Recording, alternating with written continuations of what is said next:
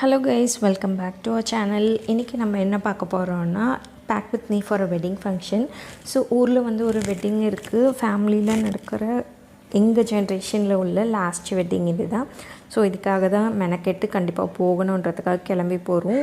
It's just an 2 day travel தான். Saturday morning கிளம்புறோம் இங்கே, அண்ட் சண்டே நைட்டு திரும்ப சென்னையில் கிளம்பிட்டு மண்டே மார்னிங் என்ன பாப்பாவுக்கு எக்ஸாம் இருக்குது ஸ்கூலில். ஸோ எக்ஸாம் மிஸ் பண்ண முடியாதுன்றதுக்காக சண்டே நைட்டே கிளம்பி வந்துடுறோம். ஒரு 1 day or 2 days வச்சுக்கோங்களேன். ஃபங்க்ஷன் ஒரு நாள் கிளம்பி வந்துடுறோம். ஸோ இதுக்காக வந்து ஃபங்க்ஷன்ஸ்க்கு என்னென்னலாம் தேவையோன்றது எல்லாம் வந்து நான் பேக் பண்ணிகிட்ருக்கேன். இது அதை சொன்னால லாஸ்ட் ஃபங்க்ஷனுன்றதுனால ஸோ ஜவுரி வச்சு இந்த மாதிரி பெருசாக ரொம்ப ட்ரெடிஷ்னலாக ரெடி ஆகலான்றதுக்காக எல்லா திங்ஸும் எடுத்து வச்சுருந்தேன் நான். அண்ட் இந்த ரோப்காக லிட்டரலாக ஒரு 2-3 days அலைஞ்சேன். எங்கேயுமே கிடைக்கல. கடைசியில் அது வாங்கினதுக்கு பிரயோஜனமே இல்லை. நான் கேட்டது இது, அவங்க கொடுத்ததுன்ற மாதிரி ரொம்ப டிஃப்ரெண்ட்டான ஒரு பேட்டர்னில் தான் ஃபினிஷிங் வந்தது. நம்ம இங்கேருந்து அங்கே போகிறோன்றதுனால எல்லா திங்ஸுமே வந்து நான் பேக் பண்ணி வச்சுட்டேன். எதுவுமே இல்லை அப்படின்னாலும் நம்மளுக்கு அங்கே புது இடம், அண்ட் அங்கே எங்கே எது கிடைக்கும்ன்றது தெரியாது. அண்ட் மோரோவர் நம்மக்கிட்ட வண்டியும் இருக்காது. ஸோ அதனால் வீட்டில் நம்ம யூஸ் பண்ணுற என்னென்னலாம் திங்ஸ் இருக்கோ எல்லாத்தையும் வாரி எடுத்து போட்டு பேக் பண்ணியாச்சு. எனக்கு இதெல்லாம் பேக் பண்ணும்போது கவுண்டர் பண்ணி இவளுங்க பூ வச்சுக்கிறது என்னமோ பொட்டு வச்சுக்கிறது என்னமோ அந்த மாதிரி காமெடி தான் எனக்கு ஞாபகம் வந்தது. பட் தென் இட்ஸ் லேடிஸ் எல்லாருமே பண்ணுற விஷயம் தானே ஒரு ஃபங்க்ஷனில் எல்லாம் ரெடி ஆகிறது. ஸோ அது பார்ட். அண்ட் இந்த பேங்கிள் வந்து நான் ஒரு இன்ஸ்டாகிராம் பேஜில் தான் வாங்கியிருந்தேன். ரொம்ப சூப்பராக இருந்துச்சு ஃபினிஷிங்கெல்லாம். நான் பார்க்கும்போது எப்படி இருக்குமோ அப்படின்றது தான் நினச்சிருந்தேன். பட்டு அதோடய ஃபினிஷிங் ஆகட்டும், போட்டுக்கிட்டால் அந்த லுக்கு எல்லாமே வந்து ரொம்ப சூப்பராக இருந்துச்சு. எனக்கு ரொம்ப ரொம்ப பிடிச்சிருந்தது. இதோட ப்ரைஸ் வந்து 800 and something.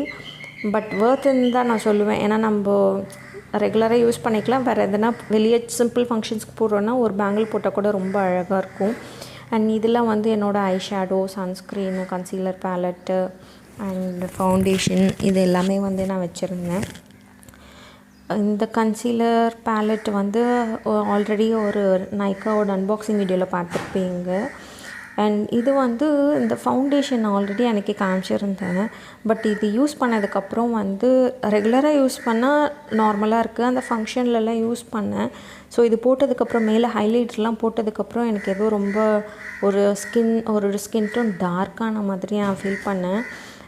மேபி அந்த எல்லாம் போட்டதுனால ஏதாவது ஆக்சிடைஸ் ஆச்சா, இல்லை இது ஃபவுண்டேஷன் கூட அந்த ஹைலைட்டர் மிக்ஸ் பண்ணதுனால ஆக்சிடைஸ் ஆச்சான்னு எனக்கு தெரியல. பட் நார்மலாக இருக்கிறத விட கொஞ்சம் டார்க்காக தான் இருந்துச்சு பிக்ஸ்லலாம். அண்ட் இது வந்து பாப்பாவோட ஐட்டம்ஸு, ஹேர் அக்சசரிஸ். பாப்பாவுக்குமே வந்து நான் டியூவல் மைண்டில் தான் இருந்தேன். பாப்பாவுக்கு ஜடை போடுறது, ஏன்னா வந்து அவளுக்கு ஹேர் நல்ல லாங்காக இருக்கும். ஸோ எதுக்கு அதை ஜவுரி மூடி ஆஸ் யூஷுவல் போடுறது. அதனால் வந்து இன்னொரு ஹேர் ஸ்டைலுக்காக தான் இந்த ஹேர் ஆக்சசரிஸ் எல்லாம் எடுத்து வச்சுருந்தேன்.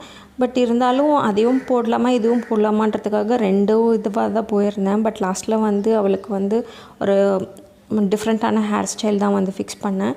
இப்போ இந்த காமிச்ச இந்த ஜிம்கி வந்து இட்ஸ் சில்வர் ஜிம்கி.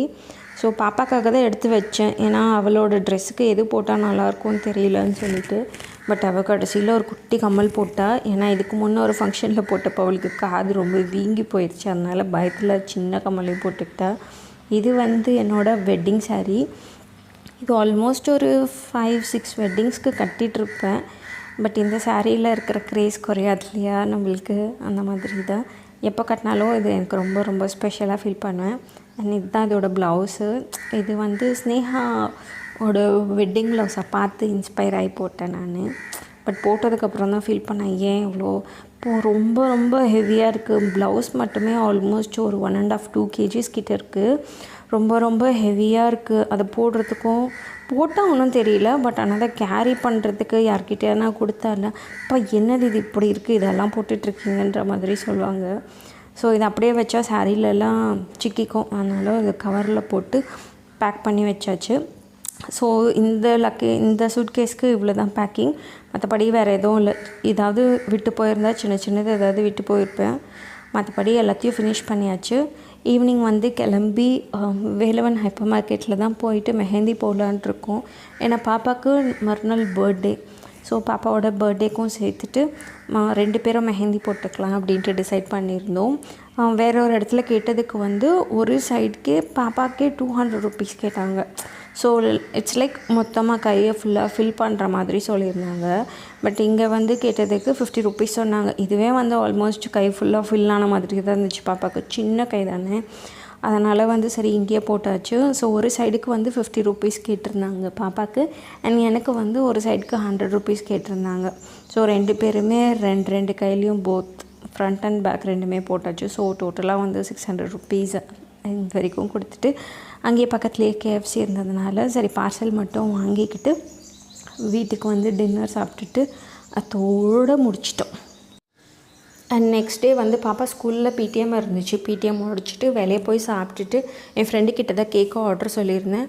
அவகிட்ட வாங்கிட்டு டேரெக்டாக ஏர்போர்ட் வந்தாச்சு. ஏர்போர்ட் வந்து செக்இன் முடிச்சதுக்கப்புறமா ஃப்ளைட்டும் வந்துருச்சு. ஆக்சுவலி வந்து sorry guys, it's an interruption.